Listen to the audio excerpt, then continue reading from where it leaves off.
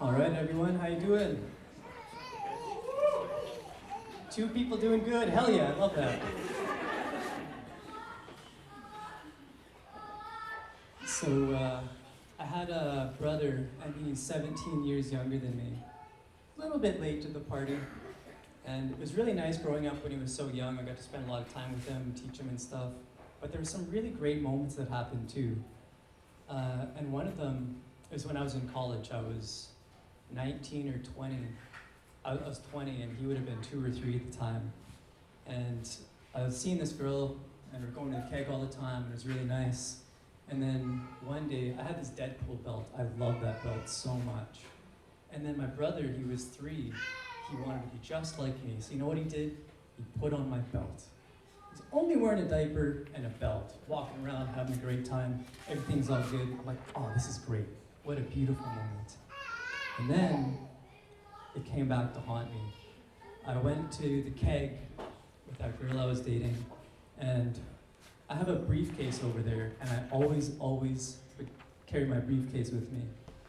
And when I was in college, I always would dress nice. I'd wear dress clothes, because I grew up as a fisherman, so I was covered in blood and guts, wearing Helly Hansen, looking like a frickin' bum.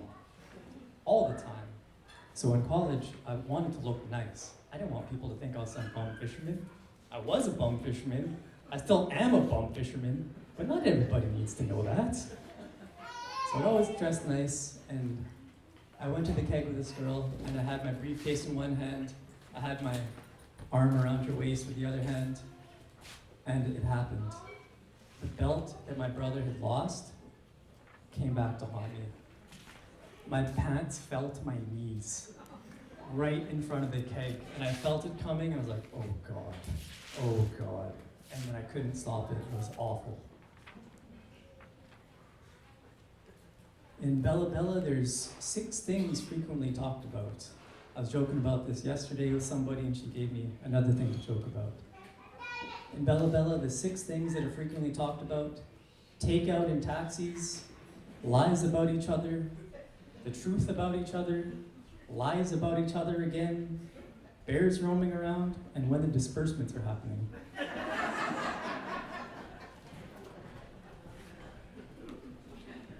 When it comes to flirting, natives have no chill, especially native guys.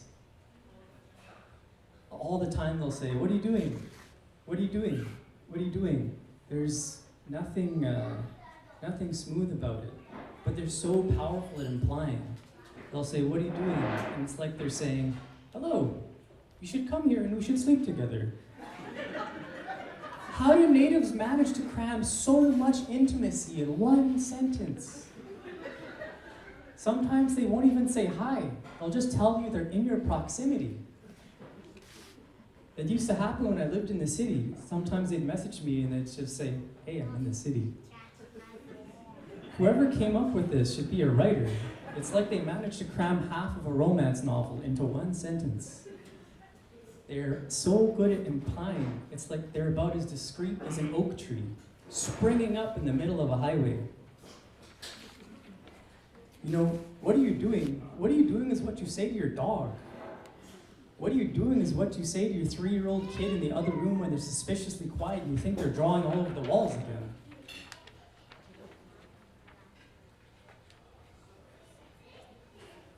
And I don't know why native guys say this so much, but let me get you pregnant is not a smooth pickup line. There's entire phases of relationship and ways to spend time with each other that comes before getting somebody pregnant.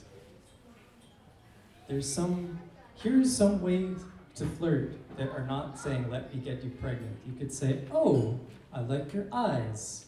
Oh, I like your shirt. Oh, you're freaking hilarious.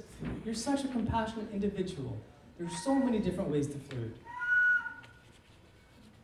Some other ways you can flirt, if you just focus on being funny and just joking around, it's not as stressful. So I highly, highly recommend that. One way you can flirt, you can say, I just downloaded the Skip the Dishes app. I was wondering if I could get a little spoon.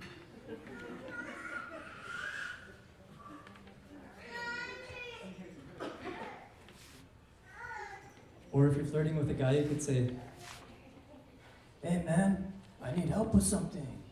I'm lost. Lost in those big beautiful eyes, Holmes."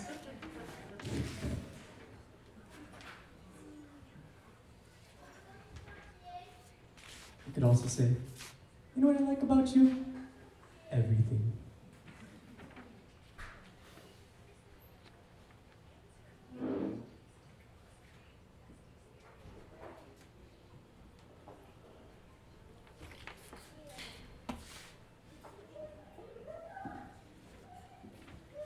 I didn't know there was going to be so many youth here, so I have to cut a lot of my material. I just cut 2/3 of a page. The Heltzig pickup line of 2023. You guys remember when we had the water situation was not so good, we couldn't drink out of the tap? I was boiling water all the time. I'd say, "Hey, what are you doing? Come over. I got 6 liters of boiled clean water. You can hydrate, and then we can get dehydrated together. You can take some to go home too."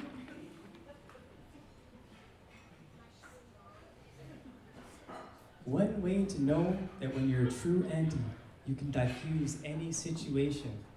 That's when you're a true auntie. You go, "Knock it off. Don't be like that. Being a prick, just like your dad."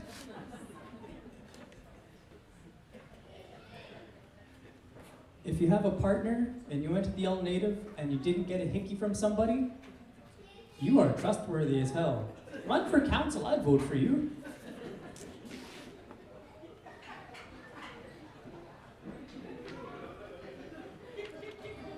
On the way up here, I had 75 pounds of luggage, and I had to shuffle the weight so that I could get on the plane. And on the way here, I transited with the 75 pounds of luggage across 3 cities so I could get to Surrey, get to my stepmom. My sister Erica, she lost her Birkenstock, and she had one Birkenstock for the longest time. And then I got the other one, I transited so far, I took it on the plane, I did all this stuff, and then I got here and I brought it, and I was so happy. I said, "Erica, I got your Birkenstock for you. Here you go." You know what happened?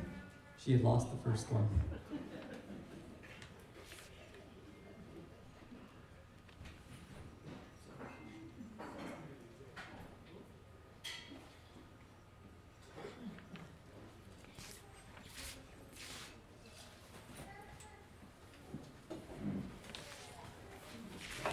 So with fishing, I've encountered a lot of terrible things, a lot of busted knees, a lot of busted hands, a lot of really macho stuff.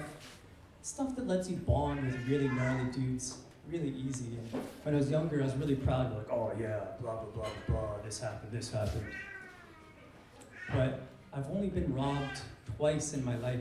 Once was a silly thing, but then this time, of all the crazy stuff that happened to me, you know what I got who robbed by? A little old Vietnamese lady this tall.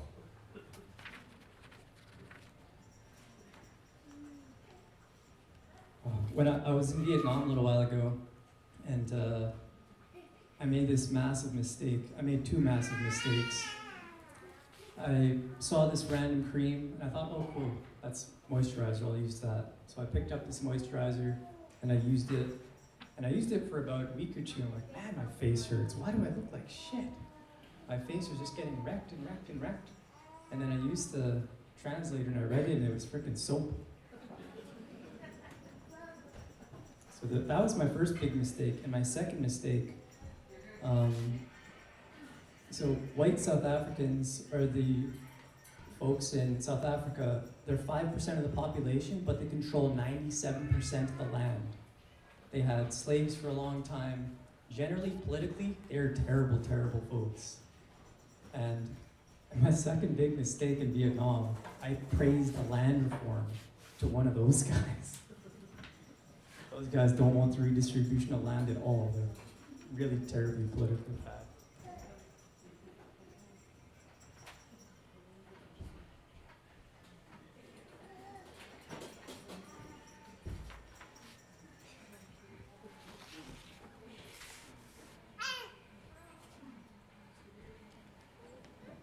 Keith still here? Nice, okay. Keith, if you hear this, this isn't about you. I love you. I feel like head chefs don't get asked to step outside and fucking go often enough. Dude, people have been preparing food for hundreds of thousands of years. What about learning from the French and working to serve rich people? Make chefs talk like they're at a BDSM convention. You're in your workplace with a funny little hat and a white coat.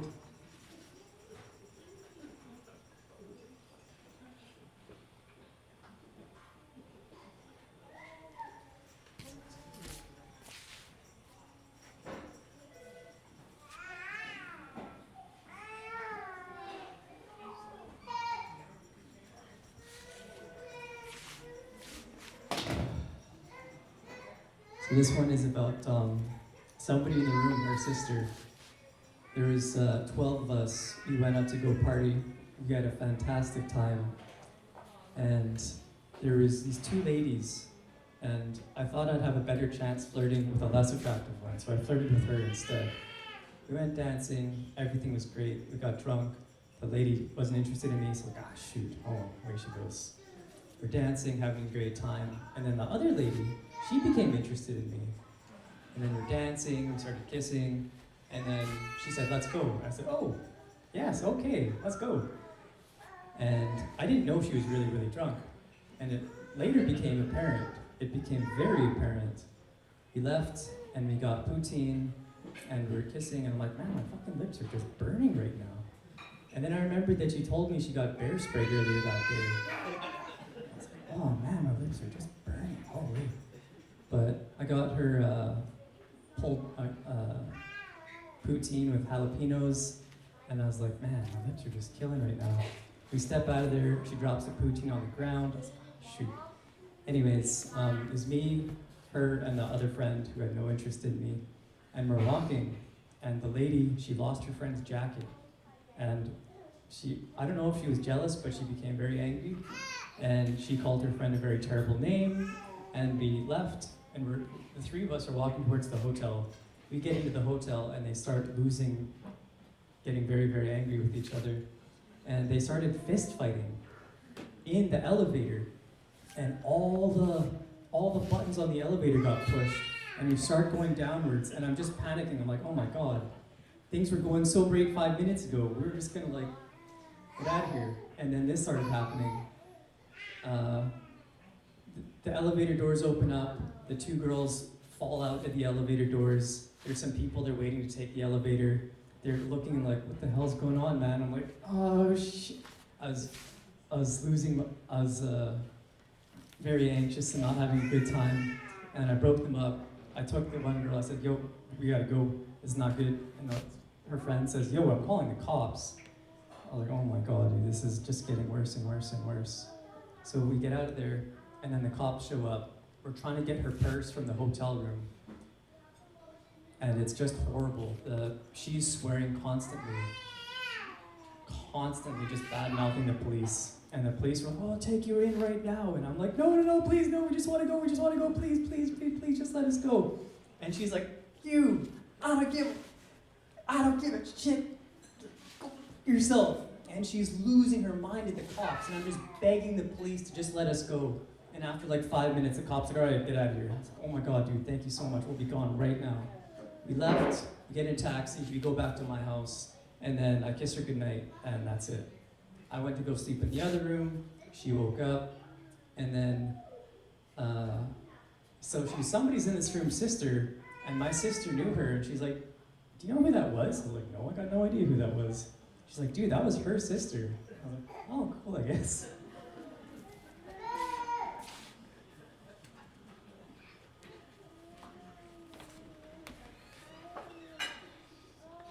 Native problems on the res. 7 native problems on the res. Cheekbones so high that you accidentally hang up phone calls. 2, half the people on the res being related to you, so it's hard to fool around with anybody. 3 is capitalism. 4 is patriarchy. 5 is a lack of accessible childcare, limiting capacity for employment. 6 is settler colonial apartheid and colonial occupation, It legislates away our political autonomy via the Indian Act, and 7 is slow Wi-Fi.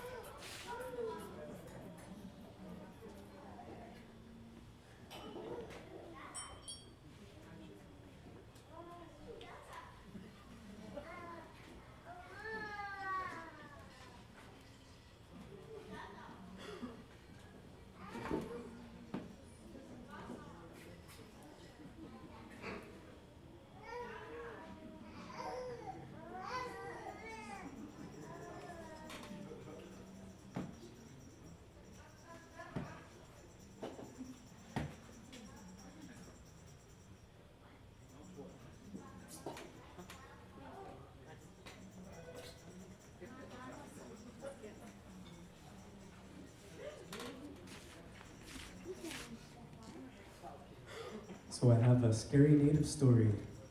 It was a dark and stormy night. Ooh. Just kidding, it wasn't even stormy. I played Pokemon for 4 hours. It was a Monday. I had leftovers for dinner. I was snug as a bug playing video games and the night snuck up on me. My whole family was gone, so it was very scary. It was 2 a.m. and I heard a crash in the kitchen and I thought, that damn cat. And then I remembered that Grandma took the cat out east to the family for 3 months. So my dad was the only person home and I thought to myself, freaking ghost. I hope my dad doesn't think I'm just drunk knocking stuff over around the house.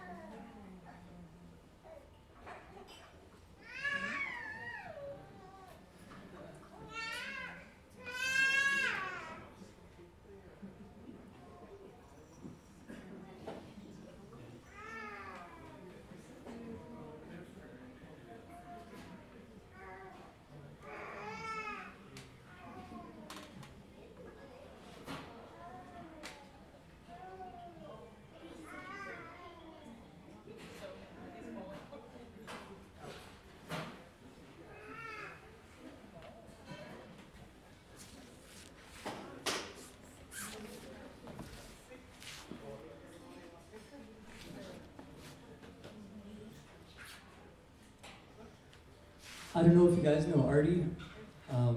She was really cool. When her cat was really young, it was pooping everywhere and causing all kinds of problems for her. And I was so happy to hang out with her cat when I was really young. And I was at her place and the cat came over and it crawled on my chest and she's like, oh my gosh, the cat's not friendly with anybody. I'm so glad he never lets that happen. And I said to her, to all living creatures, I am a friend.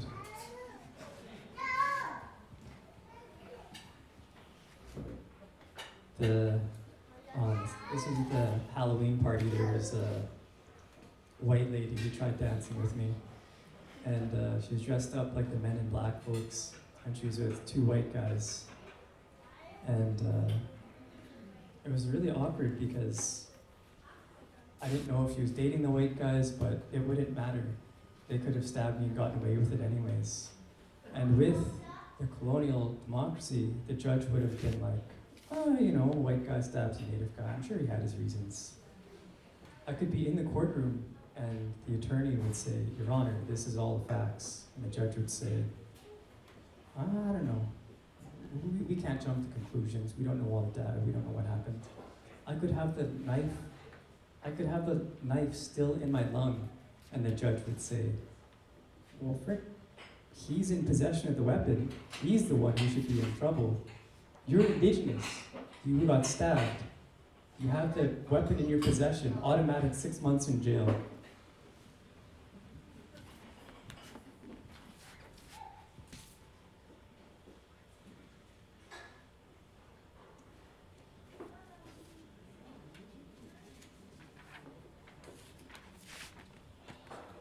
The vast majority of my content is dirty material, so I have to cut out almost my entire set.